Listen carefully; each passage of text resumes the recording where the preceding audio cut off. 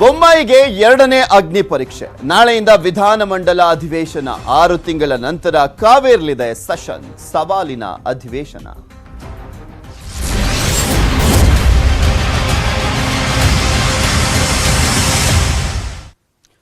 Budget ಅಧಿವೇಶನದ ನಂತರ ಈ ವರ್ಷದಲ್ಲಿ ನಡೀತಾ ಇರುವಂತಹ ಎರಡನೇ ವಿಧಾನಮಂಡಲ ಅಧಿವೇಶನ. ಇನ್ನು ಬಜೆಟ್ ಅಧಿವೇಶನದಲ್ಲಿ ಯಡಿಯೂರಪ್ಪನವರಿದ್ರು, ಈಗ ಹೊಸ ಮುಖ್ಯಮಂತ್ರಿಗಳಿರುವಂಥದ್ದು. ಅದು ಬಸವರಾಜ ಬೊಮ್ಮಾಯಿ ಅವರಿಗೆ ಮುಖ್ಯಮಂತ್ರಿ ಆದ ನಂತರ ಮೊದಲ ಅಧಿವೇಶನವನ್ನು ಅವರು ಫೇಸ್ ಮಾಡ್ತಾ ಇದ್ದಾರೆ.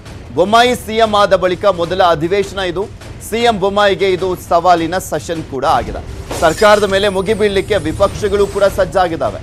ವಿಪಕ್ಷಗಳ ಕೈಯಲ್ಲಿದ್ದಾವೆ 10 ಹಲವು ಅಸ್ತ್ರಗಳು. ಬೆಲೆ ಏರಿಕೆ ಸೇರಿದಂತೆ ಸಾಕಷ್ಟು ವಿಚಾರಗಳು ಇರುವಂಥದ್ದು. ಭ್ರಷ್ಟಾಚಾರದ ವಿಚಾರಕ್ಕೆ ಸಂಬಂಧಪಟ್ಟಂತೆ ಅದೆಲ್ಲದ್ರ ಬಗ್ಗೆನೂ ಕೂಡ ಚರ್ಚೆಯನ್ನ ಮಾಡುವಂಥ ಸಾಧ್ಯತೆ ಇದೆ. ಈಗ ಆಲ್ರೆಡಿ ಕಾಂಗ್ರೆಸ್ CLP ಮೀಟಿಂಗ್ ಅನ್ನು ಕೂಡ ಕರೆದಿತ್ತು. ಆ ಒಂದು ಸಂದರ್ಭದಲ್ಲಿ ಯಾವ್ಯಾವ ರೀತಿಯಾಗಿ ಚರ್ಚೆಯನ್ನ ಮಾಡಬೇಕು ಅನ್ನೋದ್ರ ಬಗ್ಗೆ ಎಲ್ಲದೂ ಕೂಡ ಚರ್ಚೆಯನ್ನ ಮಾಡಿದ್ರು.